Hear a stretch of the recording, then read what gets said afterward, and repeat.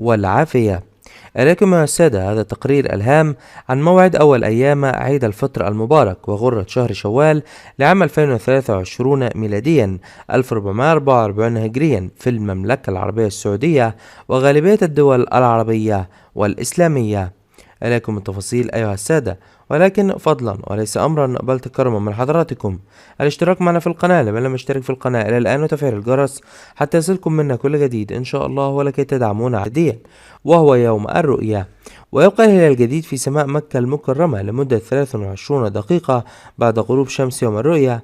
أما في باقي العواصم والمدن والبلدان العربية والإسلامية فيبقى الهلال الجديد بعد غروب شمس ذلك اليوم لمدة تتراوح بين 10 دقائق إلى 35 دقيقة، وبذلك تكون غرة شهر شوال وأول أيام عيد الفطر المبارك لعام 2023 ميلاديا 1444 هجريا هو يوم الجمعة الموافق 21 من أفريل نيسان 2023 ميلاديا في المملكة العربية السعودية وغالبية الدول العربية والإسلامية.